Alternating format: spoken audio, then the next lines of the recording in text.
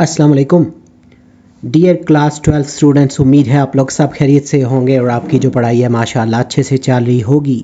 इस वीडियो में हम जो नज़म नंबर 7 है दास्तान तैयारी में बाग की, इसका जो तशरीह है उसके अलावा मुसन्निफ़ का तारुफ़ वगैरह, तो इसको सॉर्ट आउट करेंगे क्योंकि इसमें ज़्यादा से अशार हैं, तो कोशिश करेंगे कि हाफ़ अशार जो हैं इस वीडियो में उनको डिस्कस करें और बाकी जो हाफ़ होंगे वो इंशाअल्लाह नेक्स्ट में। इस बुक से रिलेटेड मजीद वीडियोस या नोट्स की ज़रूरत हो तो चैनल पे इसकी प्लेलिस्ट मौजूद है। इसके अलावा वीडियो की डिस्क्रिप्शन में भी प्लेलिस्ट का लिंक दिया गया है। तो आपकी कामयाबी की दुआओं के साथ लेक्चर जो है वो स्टार्ट करते हैं।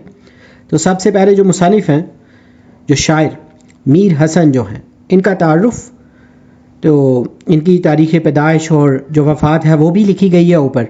तो सबसे पहले तारुफ़ और ख़ानदानी पस मंज़र जो है, मीर हसन का असल नाम मीर गुलाम हसन था और हसन तखल्लुस किया करते थे। आप एक इल्मी और अदबी घराने में पैदा हुए जहाँ शेरी ज़ौक़ नस्ल दर नस्ल मुंतकिल होता रहा। तारीख़ पैदाइश और मकाम पैदाइश, आप 1736 में मोहल्ला सैयदवाड़ा में दिल्ली में पैदा हुए। उसके बाद दिल्ली उस वक्त ज़बान और अदब का मरकज़ था जिसने आपके फ़न पर गहरा असर छोड़ा। ख़ानदान के नामवर अफराद, आप मशहूर हजव गो शायर मीर ज़ाहक के फ़र्जंद मीर खलीक के वालिद और अजीम मरसिया निगार मीर अनीस के दादा थे। यूँ आपकी 3 नस्लें उर्दू अदब की नुमाया शख्सियात शुमार होती हैं। इब्तदाई तालीम और तरबियत जो है, आपने इब्तदाई तालीम अपने वालिद मीर ज़ाहक से हासिल की, जिन्होंने ज़ुबान, बयान, अरूज़ और क्लासिकी शायरी रवायत की मुकम्मल तरबियत फराहम की। दिल्ली से हिजरत और फैज़ाबाद का क़याम, दिल्ली के उजड़ने के बाद आप अपने वालिद के साथ फैज़ाबाद मुंतकिल हुए। इस तब्दीली ने आपको लखनऊ और ऊद के अदबी माहौल से मुतारिफ़ कराया। दरबारी वाबस्तगी और सरपरस्ती, फैज़ाबाद में आप नवाब सालार जंग के दरबार से वाबस्ता हुए। बाद में इनके साथज़ादे नवाब नवाज़िश अली ख़ां की सोहबत इख्तियार की, जिनकी सरपरस्ती ने आपके फ़न को नई जला बख्शी। लखनऊ की तरफ नकल मकानी, जब नवाब आसिफ़-उद-दौला ने दारुल हुकूमत फैज़ाबाद से लखनऊ मुंतकिल किया तो मीर हसन भी लखनऊ आ गए, जहां उर्दू शायरी के लिए बेमिसाल फ़िज़ा मुयस्सर थी। शायरी का विरसा और फितरी मलका जो था, शायरी मीर हसन को विरसे में मिली थी। नज़ाकत ख़याल, सफ़ाए बयान और फितरी रवानी इनकी बुनियादी ख़ुसूसियात थी जो इनके कलाम को मुनफरिद बनाती हैं। शेरी असनाफ, उन्होंने गज़ल, कसीदा, रुबाई और मसनवियाँ लिखीं। गज़लों में सादगी और सफाई, जबकि कसाइद में संजीदगी और भरपूर समाजी मुशाहिदा मिलता है। असल वजह शोहरत, मसनवी सहरुल बयान, इनकी सबसे नुमाया और लाजवाल तख्लीक मसनवी सहरुल बयान है, जिसे उर्दू की बेहतरीन मसनवी करार दिया जाता है और अदबी तारीख़ में इसे मुनफरिद मुकाम हासिल है। सहरुल बयान का मौजू और कहानी, ये मसनवी शहज़ादा बेनज़ीर और शहज़ादी बदर मुनीर की इश्किया दास्तान पर मबनी है। इसमें वाक़या निगारी, जज्बात निगारी और मंजर कशी अपनी मिसाल आप है।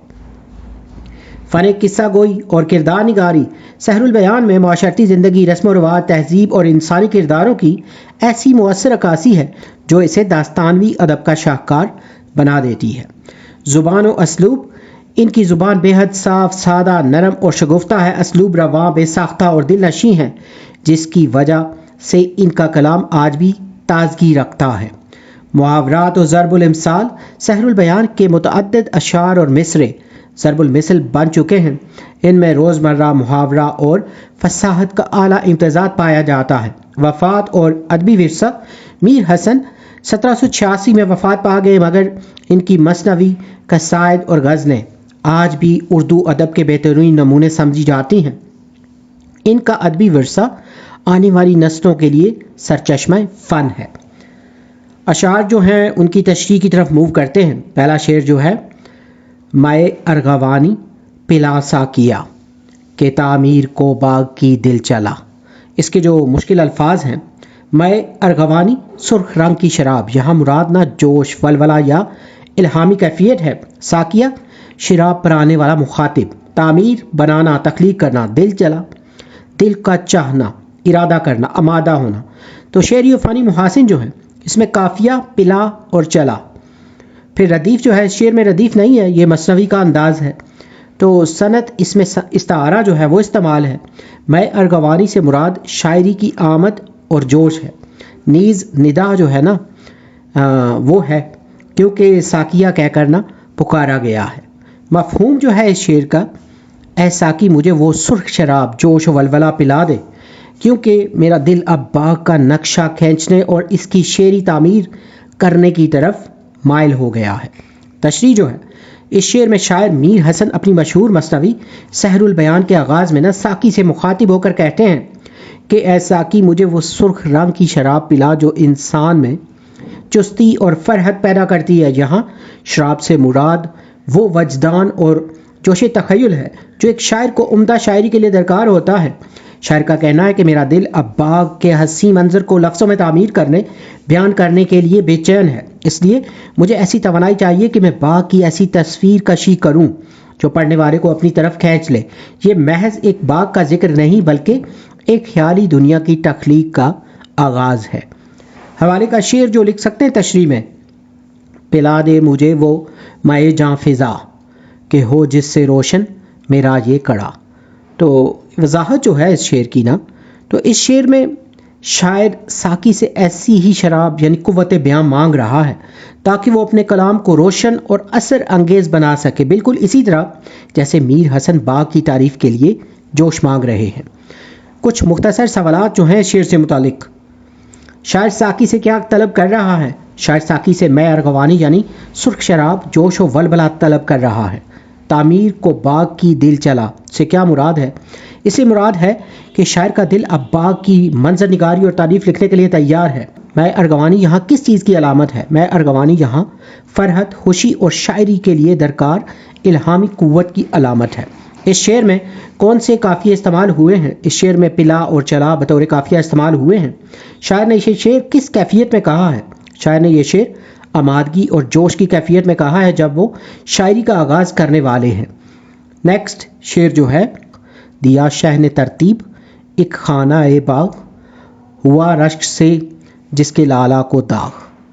تو اس کے جو مشکل الفاظ کے معنی ہیں، شہ بادشاہ، ترتیب دینا، بنانا، سجانا، انتظام کرنا. خانہ باغ، باغ کا نا ایک مخصوص حصہ، چھوٹا باغیچہ. رشک حسد، جلن. لالا ایک مشہور سرخ پھول جس کے اندر کالا داغ ہوتا ہے. تو داغ دبا جو ہوتا ہے، داغ یعنی نشان. تو شعری محاسن جو ہیں اس شعر کے، قافیہ باغ داغ. صنعت حسن تعلیل جو ہے، شاعر نے نا لالا کے پھول میں قدرتی کالے نشان کی وجہ باغ سے حسد کو قرار دیا ہے جو کہ ایک خوبصورت شاعرانہ جواز ہے. مبالغہ جو ہے، باغ کی تعریف میں مبالغہ آرائی کی گئی ہے. مفہوم جو ہے، بادشاہ نے باغ کا ایک حصہ اتنے سلیقے اور خوبصورتی سے سجایا کہ اس کے حسن کو دیکھ کر نا لالا کا پھول بھی حسد کا شکار ہو گیا اور اس کے سینے پر داغ پڑ گیا. تشریح جو ہے، اس شعر میں میر حسن بادشاہ کے اعلیٰ ذوق اور باغ کی بے بنا خوبصورتی کا ذکر کر رہے ہیں. وہ کہتے ہیں کہ بادشاہ نے باغ کی ایک مخصوص حصے خانہ باغ کو نا اتنی عمدگی اور ترتیب سے سجایا کہ وہ اپنی مثال آپ بن گیا. شاعر نے یہاں حسن تعلیل کا بہت خوبصورت استعمال کیا ہے. وہ کہتے ہیں کہ گلے لالا جو کہ ایک خوبصورت پھول ہے نے جب اس باغ کا حسن دیکھا تو اسے اس قدر رشک حسد ہوا کہ مارے جلن کے اس کا دل جل گیا اور اس کے سینے پر نہ کالا داغ پڑ گیا. حالانکہ لالا کا داغ قدرتی ہوتا ہے مگر شاعر نے اسے باغ کی خوبصورتی کے غلبے سے نہ منسوب کر دیا ہے. حوالے کا شعر جو تشریح میں لکھ سکتے ہیں، رہا گردشوں میں ہر دم میرے عشق کا ستارہ کبھی ڈگمگائی کشتی کبھی کھو گیا کنارہ. تو یا پھر موضوع کی مناسبت سے نا یہ دوسرا شعر لکھ سکتے ہیں، سبزہ و گل جہاں دیکھوں وہاں کھڑے ہیں راستہ روک کر تیری بہار کا. تو وضاحت جو ہے نا ان حوالے کے اشعار کی، جس طرح دیے گئے نا شعر میں بہار اور گلوں کے حسن کا ذکر ہے، اسی طرح تشریح طلب شعر میں بھی باغ کے حسن کا بیان ہے جو کہ پھولوں کو بھی شرمندہ کر رہا ہے. مختصر سوالات جو ہیں شعر سے متعلق. خانہ باغ سے کیا مراد ہے؟ خانہ باغ سے مراد باغ کا ایک مخصوص اور خوبصورتی سے سجایا ہوا حصہ ہے. اس شعر میں کون سی شعری صنعت استعمال ہوئی ہے؟ تو اس شعر میں صنعت حسن تعلیل استعمال ہوئی ہے، قدرتی عمل کی نہ شاعرانہ وجہ بیان کرنا. اسی طرح لالا کو داغ کس وجہ سے لگا؟ شاعر کے مطابق باغ کی خوبصورتی دیکھ کر حسد اور رشک کی وجہ سے لالا کو داغ لگا. बाग को तरतीब किसने दिया था? बाग को तरतीब शायर यानी बादशाह ने दिया था। लफ्ज़ रश्क का क्या मतलब है? रश्क का मतलब है किसी की खूबी देखकर वैसी ही खूबी की तमन्ना करना या जलन महसूस करना। नेक्स्ट शेर जो है, अमारत की खूबी दरों की वो शान लगे जिसमें ज़रबफ्त के साइबां। तो इसके मुश्किल अल्फाज जो हैं, दरों अंदर अंदरूनी हिस्सा, शान दबदबा अजमत ठाठ, ज़रबफ्त जो है सोने की ना तारों से बना हुआ कीमती रेशमी कपड़ा जो होता है, साइबां छत धूप या बारिश से बचाव का पर्दा। शेरी मुहासिन जो हैं, काफिया शान साइबां। तो सनद जो है ना शेर में मरक्का निगारी है, शायर ने अमारत के अंदरूनी मंजर की तस्वीर कशी की है। मफहूम जो है, इस अमारत के अंदरूनी हिस्से की शान व शौकत निराली थी और वहाँ धूप से बचाव के लिए सोने की तारों से बने हुए कीमती साइबान ताने गए थे। तशरीह जो है, इस शेर में मीर हसन मसनवी के मरकज़ी किरदारों के महल या बाग की बारादरी की तारीफ़ करते हुए कहते हैं कि ये अमारत बाहर से तो खूबसूरत थी ही, मगर इसका अंदरूनी हिस्सा जो था ना, इंटीरियर भी अपनी मिसाल आप था। इसकी शान और शौकत देखकर इंसानी अकल दंग रह जाती थी। शायर बताते हैं कि इमारत के सहन या छत के नीचे जो साइबान शेड्स जो लगाए गए थे वो आम कपड़े या टाट के नहीं थे, बल्कि ज़रे बफ्त के थे। ये एक ऐसा कीमती कपड़ा होता है जिसमें सोने और चांदी के तारों से कढ़ाई होती है। इसका मतलब यह है कि वहाँ धूप भी अगर छन करना आती थी तो वो सुनहरी हो जाती थी। बादशाहों के इस शाहाना अंदाज ने इमारत के माहौल को इंतहाई पुरवकार और कीमती बना दिया था, जहाँ हर चीज़ से इमारत टपकती थी। हवाले का शेर जो तशरीह में इस्तेमाल कर सकते हैं, दरो दीवार पे सोने का काम था सारा, मकाम वो सारे का सारा नगीना लगता था। तो ये जो हवाला लिखा है हमने, इसकी जो वजाहत है, तो तशरीह तलब जो शेर है ना, यानी जो ऊपर वाला शेर है, इसमें शायर ने ज़रबफ्त सोने के तारों वाले कपड़े के इस्तेमाल का जिक्र किया है। बिल्कुल इसी तरह ये जो हवाले का शेर है, इसमें भी अमारत के दरो दीवार पर सोने के काम का जिक्र है, जो दोनों जगह शाहाना शान व शौकत को जाहिर करता है। मुख्तसर सवालात जो हैं, अमारत के अंदरूनी हिस्से में क्या चीज़ लगी हुई थी? अमारत के अंदरूनी हिस्से में ज़रबफ्त के कीमती साइबान लगे हुए थे। दरों की शान से क्या मुराद है? से मुराद अमारत के अंदरूनी हिस्से की सजावट, दबदबा और अजमत है। ज़रबफ्त किस किस्म का कपड़ा होता है? ये रेशम का एक इंतहाई कीमती कपड़ा होता है जिसमें सोने चांदी के तार बुने होते हैं। साइबान किस मकसद के लिए इस्तेमाल होते हैं? साइबान अमूमन साया फराहम करने और धूप की शिद्दत से बचने के लिए इस्तेमाल होते हैं। शेर में काफ़िए कौन से हैं? तो इसमें शान और साइबान जो है ये काफ़िए हैं। नेक्स्ट शेर जो है, चिक्कें और पर्दे बंधे ज़रनिगार, दरों पर खड़ी दस्त बदस्ता बहार। इसके जो मुश्किल अल्फाज के मानी है, चिक्के तीलियों या बांस की ना ये खपचियों से बने हुए पर्दे, इनके ना ये जो तीलियों या बांस से बने हुए जो पर्दे होते हैं उनको कहते हैं ना चिक जो होते हैं। ज़रनिगार सोने की नक्शो निगार वाले ना सुनहरी, दरों दरवाज़ों, दस्त बदस्ता हाथ बांधे हुए अदब से, बहार मौसम बहार मुराद सरसब्जी और रौनक। शेरी फ़ानी मुहासिन जो है, काफिया जो है ज़रनिगार बहार, सनत तजसीम जो है पर्सोनिफिकेशन भी कह सकते हैं ना इसको, बहार को एक जानदार खादिम की तरह दस्त बदस्ता हाथ बांधे खड़ा दिखाया गया है। मफहूम जो है, दरवाज़ों पर सोने के काम वाली चिक्कें और पर्दे लटके हुए थे और ऐसा लगता था जैसे मौसम बहार खुद एक कनीज़ की तरह अदब से हाथ बांधे वहाँ खड़ी है। तशरीह जो है, मीर हसन अमारत की आराइश की तफसील बयान करते हुए कहते हैं कि दरवाज़ों पर लटकी हुई चिक्कें और पर्दे सादा नहीं थे बल्कि ज़रनिगार थे, यानी इन पर सोने के तारों से फूल बूटे जो थे बनाए गए थे। दूसरे मिसरे में शायर ने बहुत लतीफ़ पैराए में ना मंजर की तारीफ़ की है कि वो कहते हैं कि वहाँ का माहौल इतना खुशगवार और हरा भरा था कि यूँ महसूस होता था जैसे खुद बहार का जो मौसम है इस इमारत की चौखट पर ना हाथ बांधे खड़ी है। जिस तरह नौकर चाकर बादशाह के सामने अदब से खड़े होते हैं, इसी तरह फितरत का हुस्न भी इस इमारत का गुलाम मालूम होता था। मुराद ये है कि वहाँ खिज़ा का गुज़र नहीं था और हर वक्त बहार की रौनक, ताजगी और शादाबी अपने तमाम तर रानाइयों के साथ मोदबाना मौजूद रहती थी। हवाले का शेर जो लिख सकते हैं, तशरीह में खड़े हैं बांधे हुए दस्ते बंदगी पैहम, शजर हजर ये सभी कायनात के ज़र्रे। तो हवाले के शेर में ना कायनात की हर चीज़ को खालिक के सामने दस्ते बंदगी हाथ बांधे खड़ा दिखाया गया है। इसी तरह मीर हसन ने अपने शेर में ना बहार को इस इमारत के दरवाजे पर अदब से दस्त बस्ता खड़ा दिखाया है। مختصر سوالات جو ہیں، دروازوں پر لٹکے پردے اور چیکیں کیسی تھی؟ وہ پردے اور چیکیں زرنگار تھی، یعنی ان پر سونے کا کام کیا گیا تھا۔ دست بدستہ بہار کا مفہوم کیا ہے؟ اس کا مطلب ہے کہ بہار انتہائی ادب و احترام کے ساتھ وہاں ہمہ وقت موجود تھی۔ شاعر نے بہار کو کس شکل میں پیش کیا ہے؟ شاعر نے بہار کو ایک جیتی جاگتی خادمہ کے روپ میں پیش کیا ہے جو حکم کی منتظر ہو۔ چکیں کس چیز سے بنائی جاتی ہیں؟ چکیں عموماً بانس کی باریک تیلیوں یا سرکنڈوں سے بنی ہوتی ہیں۔ اس شعر کے قوافی جو ہے رائمنگ ورڈز، وہ کیا ہے؟ اس شعر میں زرنگار اور بہار قوافی ہے۔ نیکسٹ شعر جو ہے، دیے چار سو آئینے جو لگا، گیا چوگنا لطف اس میں سما۔ تو اس کے جو مشکل معنی ہے الفاظ کے، 400 چاروں طرف، ہر سمت، آئینے شیشے جو ہے مررز، چوگنا یعنی 4 گنا، 4 ٹائمز بہت زیادہ، لطف حسن خوبصورتی مزہ، سما گیا شامل ہو گیا بھر گیا۔ شعری و فنی محاسن جو ہے، قافیہ لگا سما۔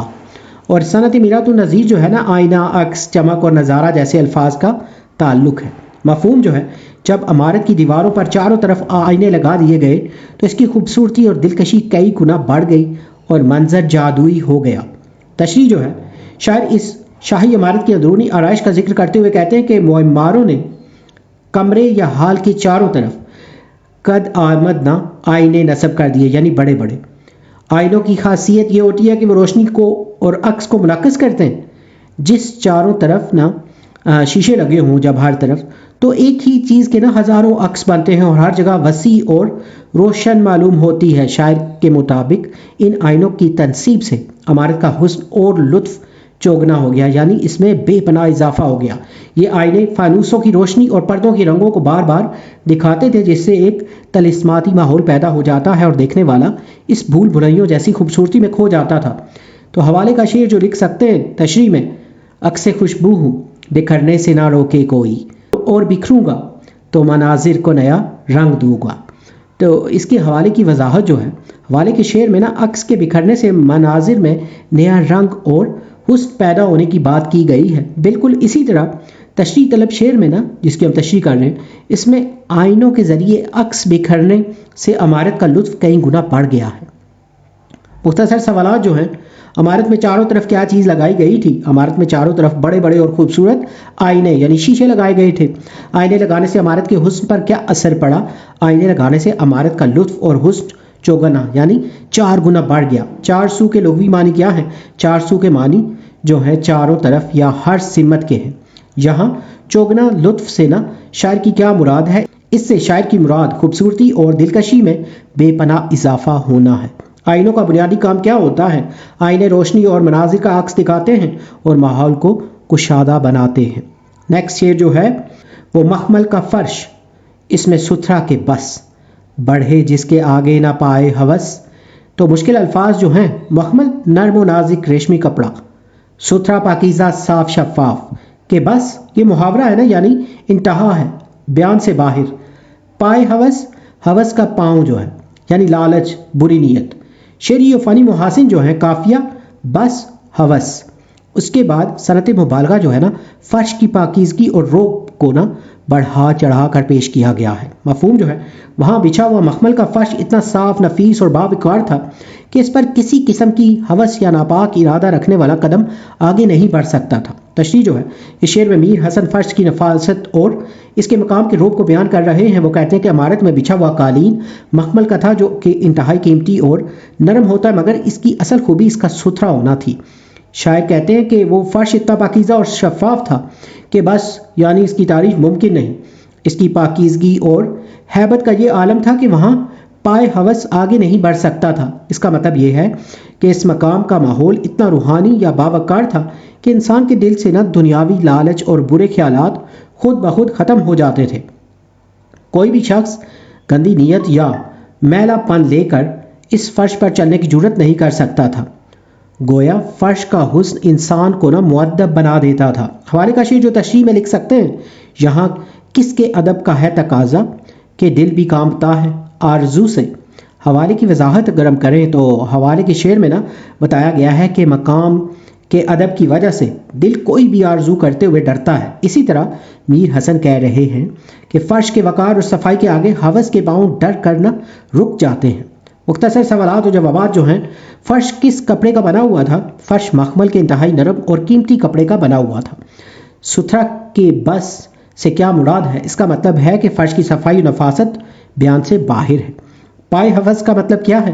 پائے ہوس سے مراد لالچ، بری خواہش یا گندی نیت والے قدم ہیں۔ شاعر کے مطابق فرش پر کون سی چیز آگے نہیں بڑھ سکتی؟ شاعر کے مطابق فرش کی ہیبت کے آگے ہوس یا لالچ آگے نہیں بڑھ سکتی تھی۔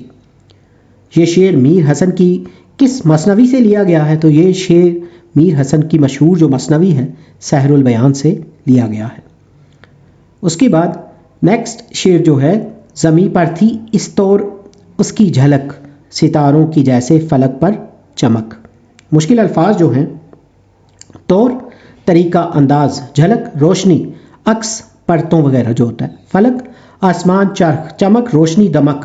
شعری و فنی محاسن جو ہیں، قافیہ جیسے جھلک اور چمک۔ صنعت تشبیہ، زمین کے منظر کو آسمان کے منظر سے تشبیہ دی گئی ہے۔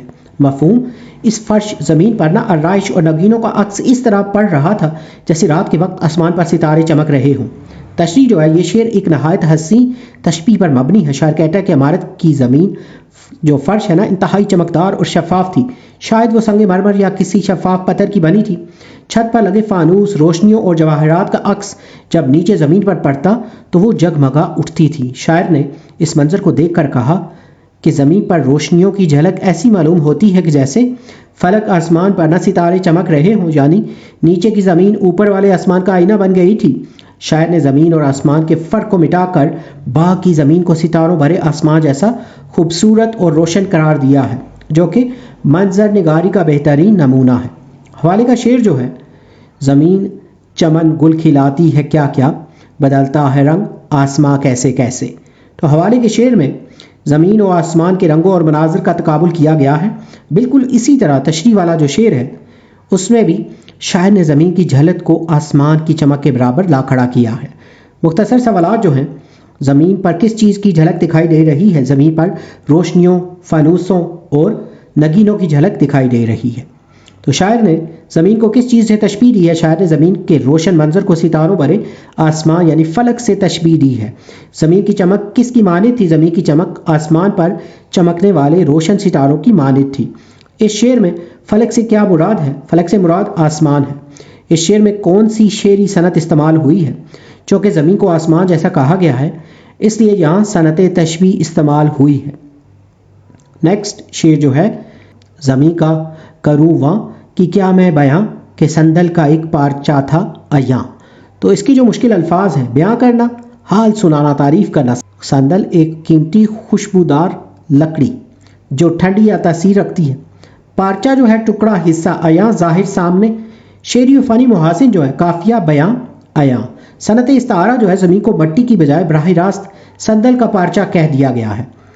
تو مفہوم جو ہے، میں وہاں کی زمین کی خوبی و نفاست کیا بیاں کروں، وہ تو مٹی کا فرش نہیں بلکہ سندل کی لکڑی کا ایک بہت بڑا ٹکڑا معلوم ہوتی تھی۔ اس کی جو تشریح ہے، اس شعر میں میر حسن زمین کی ظاہری اور باطنی خوبیوں کو بیان کرنے سے خود کو قاصر محسوس کرتے ہیں۔ وہ کہتے ہیں کہ میں اس جگہ کی زمین کی تعریف کن الفاظ میں کروں؟ وہاں کی مٹی عام مٹی نہیں تھی بلکہ ایسا لگتا تھا کہ پورا فرش سندل کی لکڑی سے بنایا گیا ہے۔ سندل اپنی بھینی بھینی خوشبو، ملائم سطح اور ٹھنڈک کے لیے مشہور ہے۔ شاعر کا مطلب یہ ہے کہ وہ زمین انتہائی ہموار، صاف رنگت والی اور خوشبودار تھی۔ وہاں چلنے سے انسان کو وہی ٹھنڈک اور راحت محسوس ہوتی تھی جو سندل کو چھونے سے ہوتی ہے۔ یہ مبالغہ آرائی اس بات کا ثبوت ہے کہ وہ جگہ صفائی ستھرائی اور مہک میں اپنی مثال آپ تھی۔ حوالے کا شعر جو ہے، غبار راہ بھی اس کی بے مثل عنبر و مشک، ہر ایک خار بھی گل ہے اس آستانے کا۔ تو حوالے کے شعر میں محبوب کے راستے کی دھول کو خوشبودار عنبر اور مشک کہا گیا ہے۔ اسی طرح میر حسن نے باغ کی زمین کو عام مٹی کی بجائے خوشبودار سندل قرار دیا ہے۔ دونوں اشعار میں مٹی کی خوشبو اور تقدس جو ہے یہ مشترک ہے۔ مختصر سوالات جو ہیں، شاعر کس چیز کا بیان کرنے سے قاصر ہے؟ شاعر وہاں کی زمین کی بے پناہ خوبصورتی اور لطافت بیان کرنے سے قاصر ہے۔ شاعر نے زمین کو کس چیز کا پارچہ کہا ہے؟ شاعر نے زمین کو سندل کی لکڑی کا ایک ٹکڑا پارچہ کہا ہے۔ سندل کی لکڑی کس وجہ سے مشہور ہے؟ سندل اپنی خاص خوشبو، ہلکے رنگ اور ٹھنڈی تاثیر کی وجہ سے مشہور ہے۔ لفظ عیاں کا کیا مطلب ہے؟ عیاں کا مطلب ہے ظاہر، نمایاں یا واضح۔ زمین کو سندل کہنے سے شاعر کا کیا مقصد ہے؟ اس سے شاعر کا مقصد زمین کی خوشبو، ٹھنڈک اور انتہائی نفاست کو ظاہر کرنا ہے۔ نیکسٹ میں شعر جو ہے، بنی سنگ مرمر سے چوپڑ کی نہر، گئی چار سو اس کے پانی کی لہر۔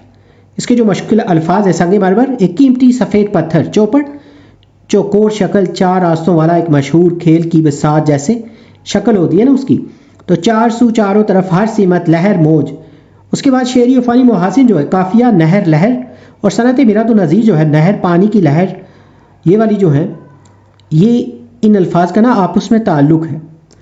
اس کے بعد مفہوم جو ہے، باغ میں سفید سنگ مرمر سے چوپڑ کی شکل چوکور انداز کی ایک نہر بنی ہوئی تھی جس کے پانی کی موجیں چاروں طرف دوڑ رہی تھیں۔ تشریح جو ہے، شعر میں میر حسن مثنوی سحر البیان کے باغ کی منظر نگاری جو ہے وہ کرتے ہوئے وہاں موجود خوبصورت نہر کا نقشہ کھینچ رہے ہیں۔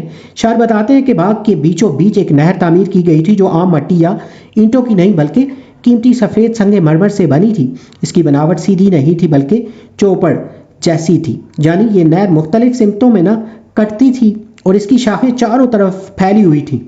جب اس کی سفید پتھر پر سے نہ صاف شفاف پانی بہتا تھا تو وہ منظر انتہائی دلکش محسوس ہوتا تھا۔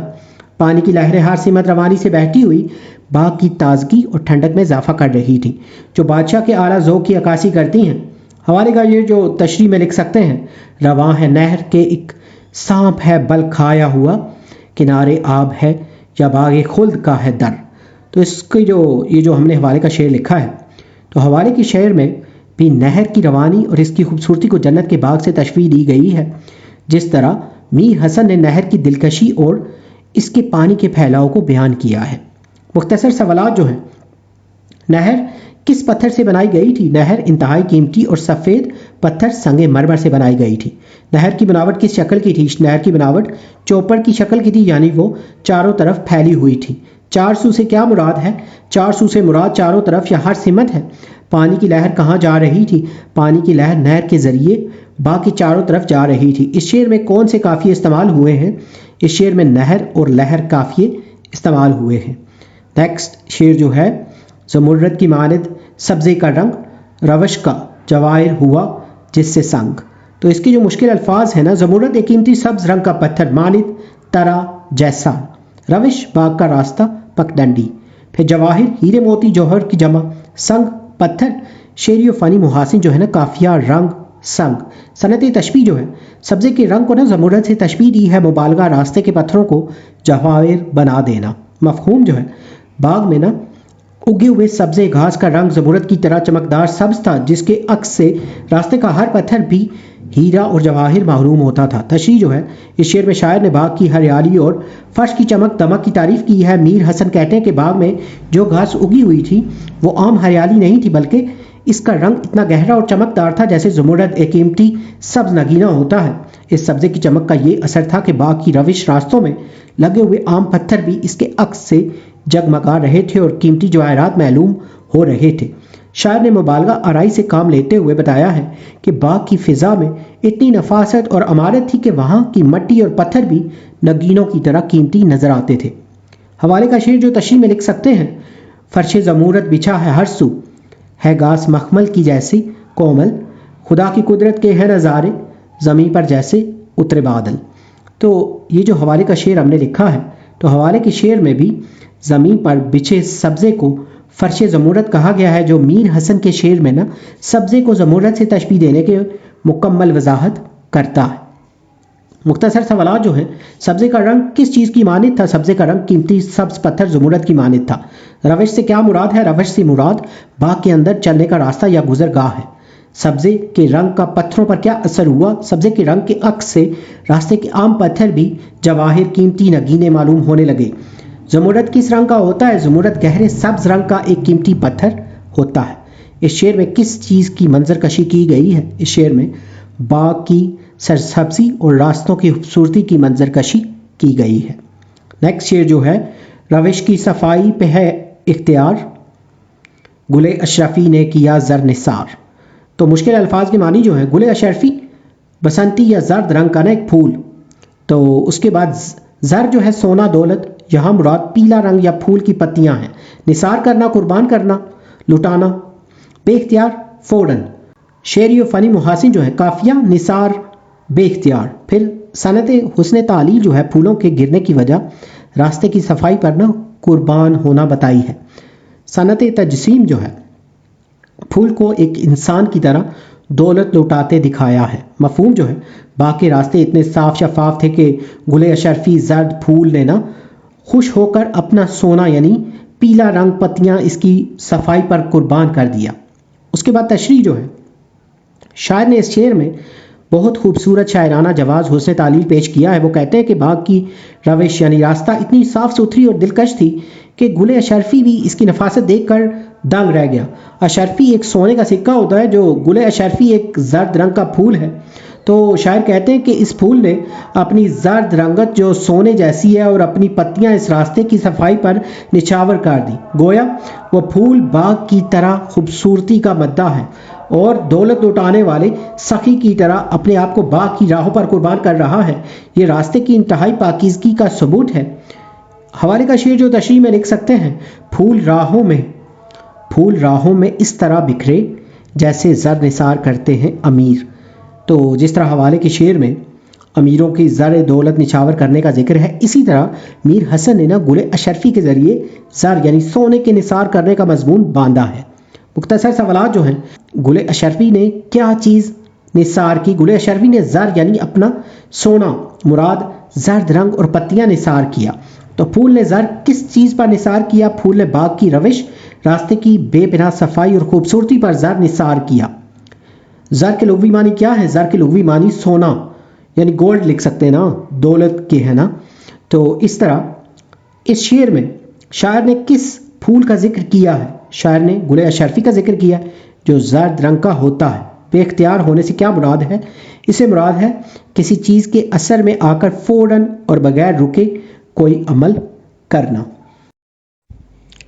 نیکسٹ جو 12th سٹینزا ہے شعر, اس کی طرف موو کرتے ہیں.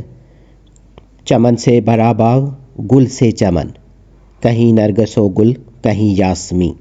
اس کے جو مشکل الفاظ کے معنی ہیں پھولوں کی کیاری جو ہے نا چمن, اس کے بعد باغ کا حصہ بھی ہو سکتا ہے یہ جو چمن ہے. نرگس ایک خوبصورت پھول جو آنکھ سے مشابہ ہوتا ہے.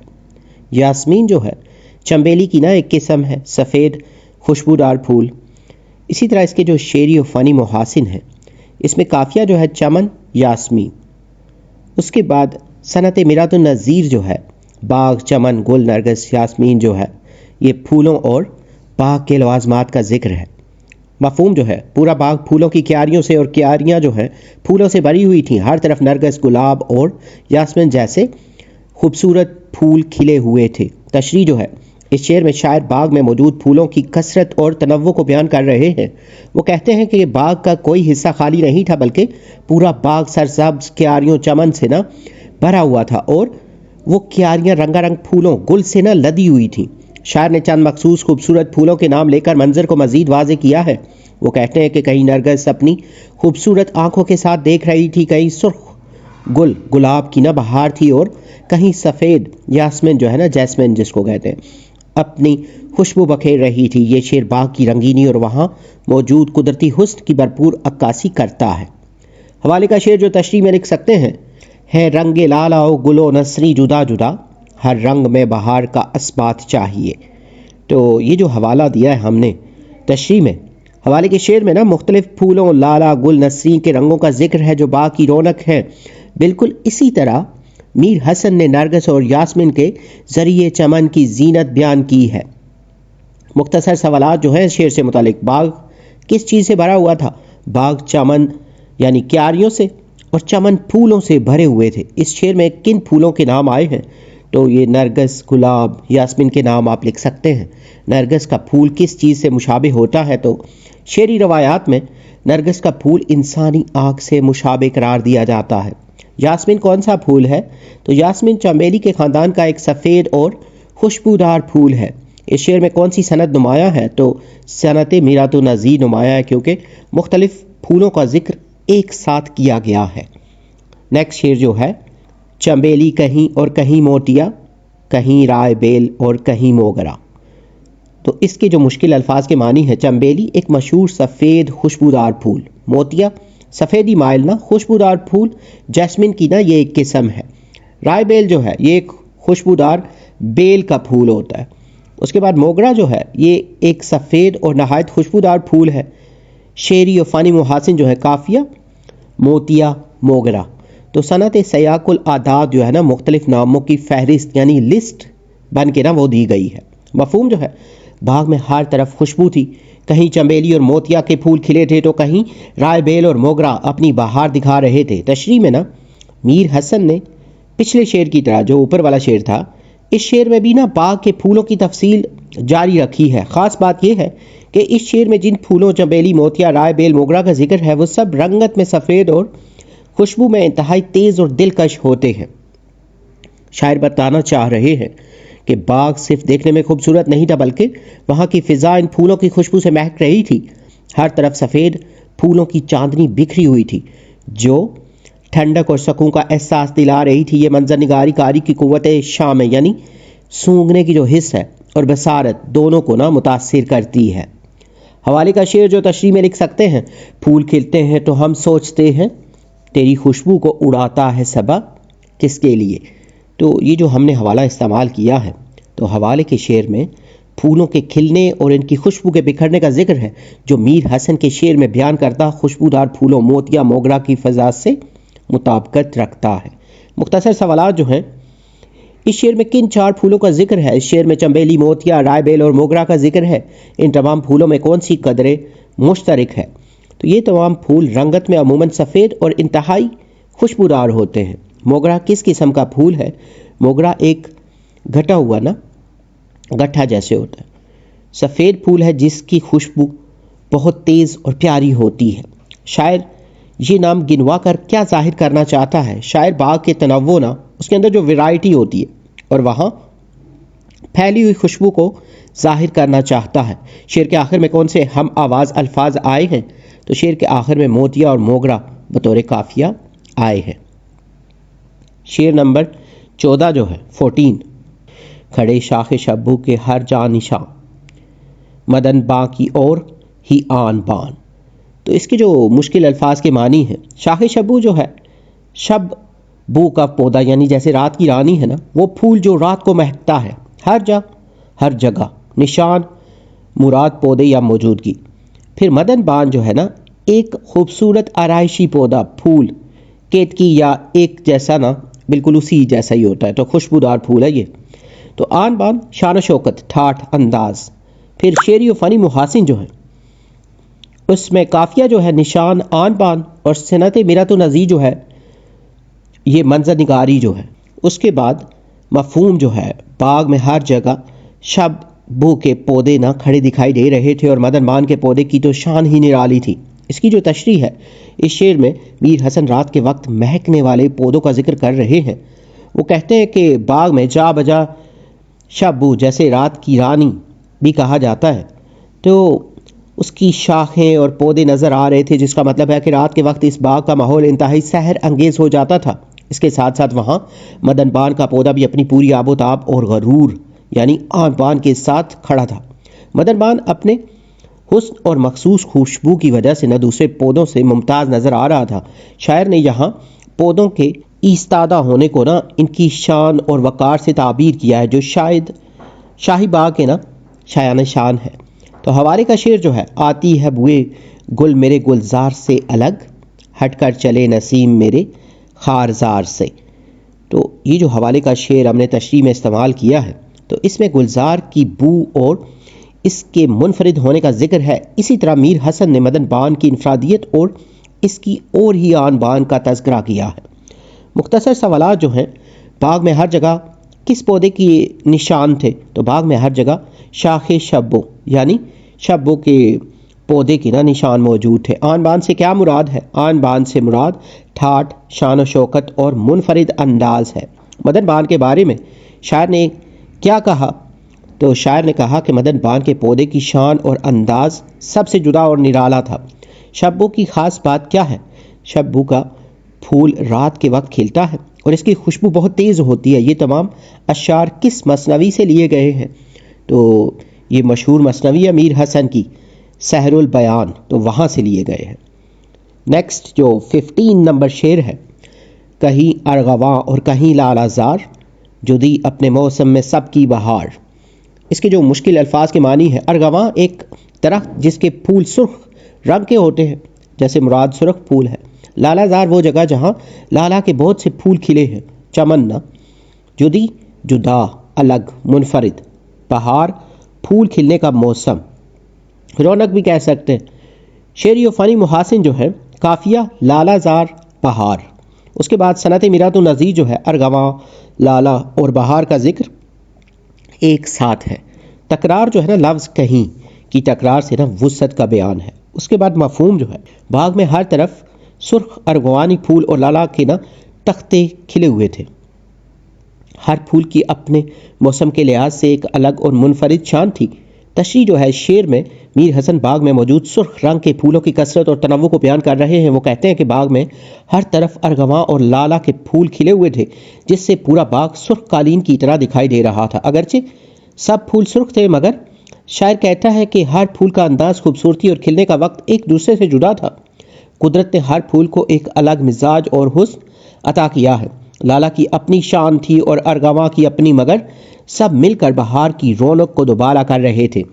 یہ شعر وحدت میں کثرت اور فطرت کی رنگا رنگی کا بہترین نمونہ ہے۔ حوالے کا شعر جو تشریح میں استعمال کر سکتے ہیں، دیکھ کر رنگے چمن ہو نہ پریشاں مالی، کوکب گنجا سے شاہیں ہیں چمکنے والی۔ تو حوالے کے شعر میں نا چمن کے مختلف رنگوں اور غنچوں کی چمک کا ذکر ہے، جو میر حسن کے شعر میں بیان کردہ پھولوں کی الگ الگ بہار اور رنگینی کی تائید کرتا ہے۔ مختصر سوالات جو ہیں، باغ میں کن دو سرخ پھولوں کا ذکر خاص طور پر کیا گیا ہے؟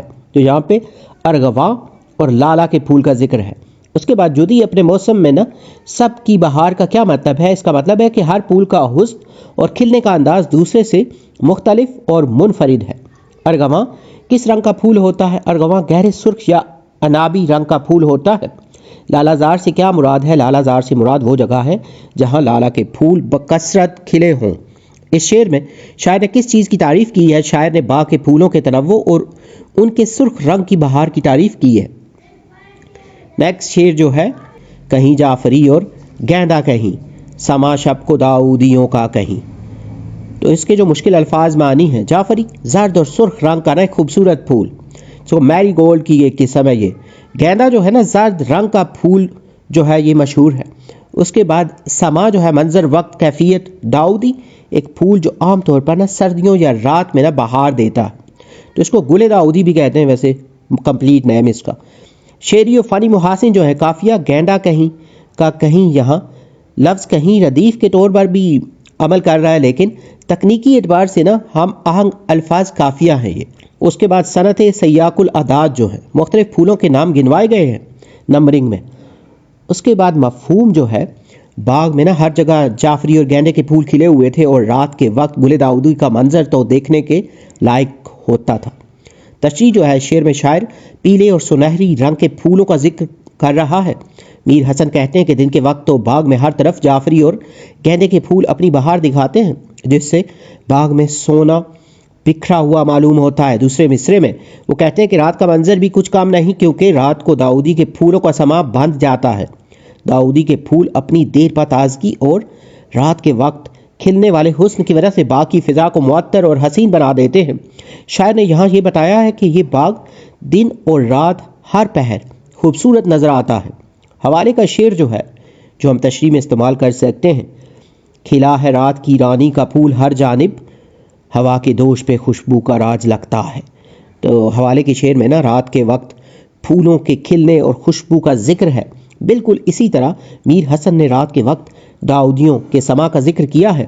مختصر سوالات جو ہیں شعر سے متعلق، اس شعر میں کن سرد پھولوں کا نام لیا گیا ہے؟ تو یہاں جعفری اور گینڈے کے پھولوں کا نام لیا گیا ہے۔ رات کے وقت کس پھول کا سما ہوتا ہے؟ تو رات کے وقت داؤدیوں یعنی گل داؤدی کا سما ہوتا ہے۔ سما کے لغوی معنی کیا ہے نا؟ تو سما کے لغوی معنی منظر، وقت یا کیفیت ہے۔ जाफरी और गेंडे का रंग अमूमन कैसा होता है? तो इन दोनों फूलों का रंग अमूमन जर्द, नारंगी या सुनहरी होता है। शायर इस शेर में बाग की किस खूबी को उजागर कर रहा है? तो शायर बता रहा है कि बाग दिन और रात दोनों औकात में फूलों से सजा रहता है। 17 नंबर शेर जो है, अजब चांदनी में गुलों की बहार, हर एक गुल सफ़ेदी से महताबदार।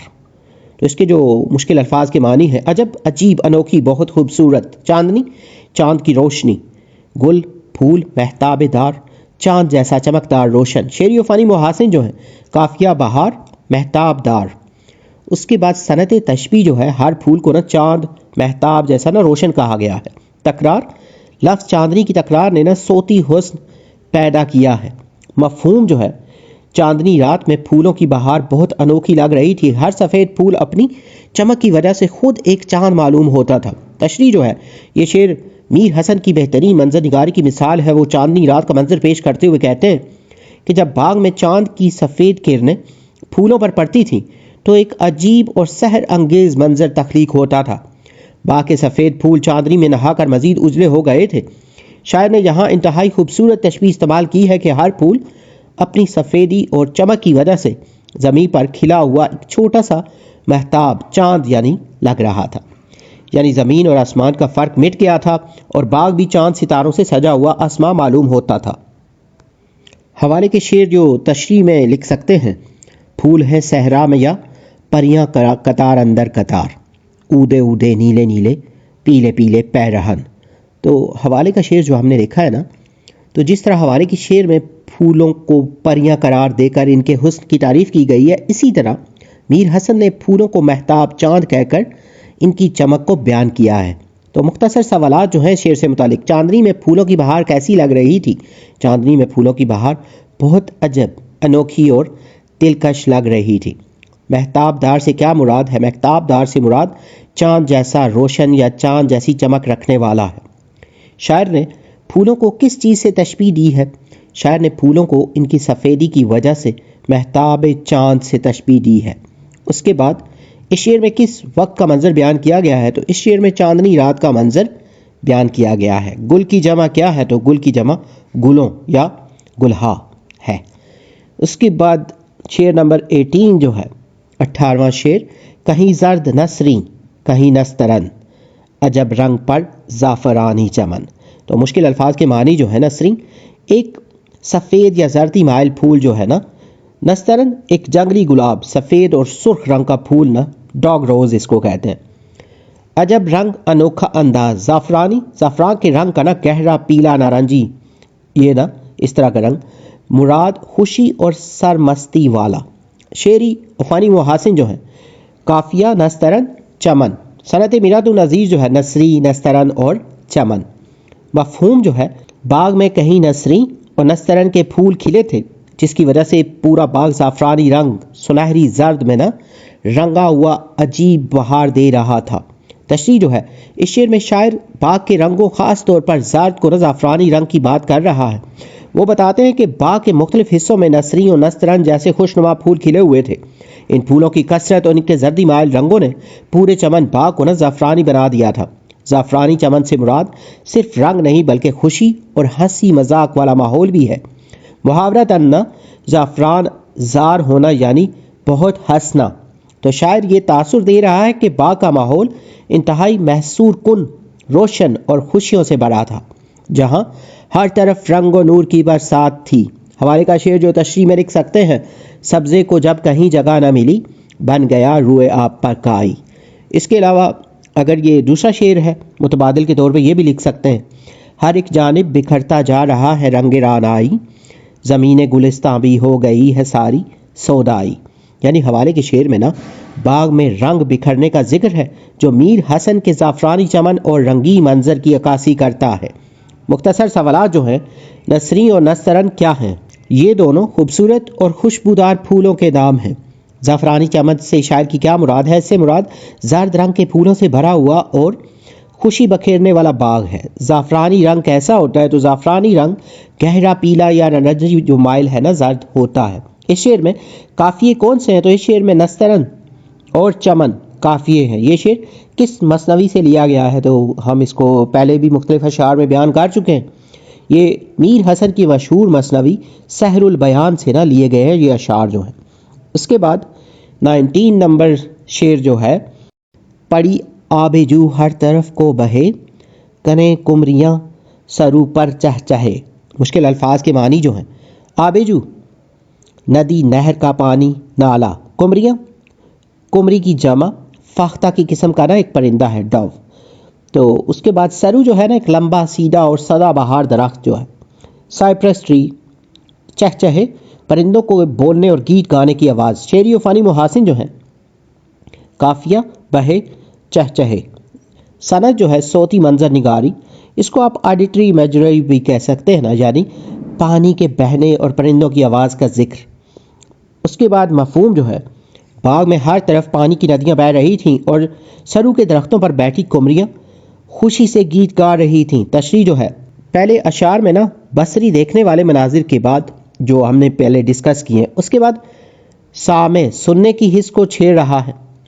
میر حسن کہتے ہیں کہ باغ میں پانی کی چھوٹی چھوٹی نہریں آب جو ہر طرف روانی سے بہہ رہی تھیں، جن کی دھیمی آواز ماحول کو پرسکون بنا رہی تھی۔ دوسری طرف لمبے اور خوبصورت سرو کے درختوں پر کمریاں، ایک قسم کا پرندہ جو عاشقانہ مزاج رکھتا ہے، بیٹھی چہچہا رہی تھیں۔ اردو شاعری میں سرو اور کمری کا ساتھ مشہور ہے۔ پانی کا بہنا اور پرندوں کا چہچہانا ایک انتہائی رومانوی اور قدرتی فضا تشکیل دے رہا ہے جو دل کو سکون بخشتا ہے۔ حوالے کا شعر جو تشریح میں لکھ سکتے ہیں، شاخ گل پر چہک رہی ہے بلبل، نغمہ و فصل گل کا ہے غل۔ حوالے کے شعر میں بلبل کے چہکنے اور نغموں کا ذکر ہے۔ بالکل اسی طرح میر حسن نے سرو کے درخت پر کمریوں کے چہچہانے کا خوبصورت ذکر کیا ہے۔ کچھ مختصر سوالات جو ہیں، آب جو سے کیا مراد ہے؟ آب جو سے مراد ندی یا نہر کا بہتا ہوا پانی ہے۔ کمریاں کہاں بیٹھ کر چہچہا رہی تھیں؟ کمریاں سرو سائپرس کے درختوں پر بیٹھ کر چہچہا رہی تھیں۔ سرو کا درخت کیسا ہوتا ہے؟ سرو کا درخت لمبا، سیدھا اور سدا بہار ہوتا ہے۔ اس شعر میں کن دو قدرتی آوازوں کا ذکر ہے؟ پانی کے بہنے کی آواز اور پرندوں یعنی کمریوں کے چہچہانے کی آواز۔ تو کمری کی جمع کیا ہے؟ کمری کی جمع کمریاں ہے۔ 20th شعر ہے اور اس لیکچر میں ہم یہاں تک ہی کریں گے تشریح جو، تو گلوں کا لبے نہر پر جھومنا، اسی اپنے عالم میں منہ چومنا۔ اس کے جو مشکل الفاظ ہیں، لبے نہر، نہر کا کنارہ، جھومنا مستی میں ہلنا، عالم حال کیفیت مستی، منہ چومنا مراد پانی کی سطح کو چھونا۔ شعری و فنی محاسن جو ہے، قافیہ جھومنا اور چومنا، صنعت تجسیم جو ہے پرسونیفیکیشن آپ اس کو کہہ سکتے ہیں، پھولوں کو انسانوں کی طرح جھومتے اور چومتے دکھایا ہے۔ صنعت حسن تعلیل جو ہے، پھولوں کے جھکنے کے شاعرانہ وجہ نہ جیسے منہ چومنا بیان کی گئی ہے۔ اس کے بعد مفہوم جو ہے، نہر کے کنارے لگے پھول ہوا سے چوم رہے تھے اور اسی مستی کے عالم میں جھک کر پانی کا منہ چوم رہے تھے۔ تشریح جو ہے، یہ شعر میر حسن کی منظر نگاری اور تخیل کی بلندی کا شاہکار ہے۔ وہ کہتے ہیں کہ نہر کے کنارے جو پھول لگے ہوئے تھے وہ ہوا چلنے کی وجہ سے ہل رہے تھے، جسے شاعر نے مستی میں جھومنا کہا ہے۔ جب وہ جھومتے ہوئے نیچے جھکتے تو پانی کی سطح سے ٹکرا جاتے تھے۔ شاعر نے اس قدرتی عمل کو انتہائی خوبصورت انداز میں بیان کیا ہے کہ پھول اپنی مستی اور محبت کے عالم میں جھک کر نہر کے پانی کا منہ چوم رہے ہیں۔ یہ پھول اور پانی کے درمیان قربت اور محبت کا اظہار ہے، گویا پورا باغ جذبات رکھتا ہے۔ حوالے کا شعر جو ہے، لہر لہر ندیا گہری، ہر موج میں عکس یار، کنارے کے پھول بھی جھک کر کرتے ہیں اس کا دیدار۔ تو حوالے کے شعر میں بھی نا پھولوں کے پانی کی طرف جھکنے اور دیدار کرنے کا مضمون باندھا گیا ہے، جو میر حسن کے شعر میں پھولوں کے منہ چومنے والے خیالات سے مماثلت رکھتا ہے۔ مختصر سوالات جو ہیں شعر سے متعلق، پھول کہاں جھوم رہے تھے؟ پھول لبے نہر یعنی نہر کے کنارے پر جھوم رہے تھے۔ پھول پانی کے ساتھ کیا کر رہے تھے؟ پھول جھک کر پانی کا منہ چوم رہے تھے، پانی کو چھو رہے تھے۔ اپنے عالم سے کیا مراد ہے نا؟ تو اس سے مراد اپنی مخصوص مستی، خوشی یا وجد کی کیفیت ہے۔ شاعر نے پھولوں کے ہلنے کو کس عمل سے تعبیر کیا ہے؟ شاعر نے پھولوں کے ہلنے کو جھومنے اور چومنے سے تعبیر کیا ہے۔ اس شعر میں کون سی شعری صنعت استعمال ہوئی ہے؟ اس شعر میں صنعت حسن تعلیل اور تجسیم استعمال ہوئی ہے۔ یہاں پہ لیکچر کو وائنڈ اپ کرتے ہیں اور نیکسٹ جو اس کے باقی اشعار ہیں ان کو نیکسٹ ویڈیو میں نیکسٹ لیکچر میں کور اپ کریں گے. امید ہے یہ لیکچر، یہ ویڈیو اور یہ جو نوٹس ہیں یہ آپ کی پریپریشن کے لیے ہیلپ فل ہوں گے. اگر کوئی کویسچنز یا سجیشنز ہوں تو آپ کومنٹ سیکشن میں مینشن کر سکتے ہیں. اگر آپ نے ہمارا چینل سبسکرائب نہیں کیا تو چینل کو سبسکرائب کر لیں تاکہ آپ کو وقت پہ نیو ویڈیو جو ہے وہ مل سکے. اگر اس بک سے ریلیٹڈ مزید ویڈیوز یا نوٹس کی ضرورت ہو تو چینل پہ اس کی پلے لسٹ موجود ہے. اس کے علاوہ ویڈیو کی ڈسکرپشن میں بھی پلے لسٹ کا لنک دیا گیا ہے. آپ کی کامیابی کی دعاؤں کے ساتھ جلد نیو ویڈیو میں نئے لیکچر کے ساتھ ملیں گے. Have a nice time.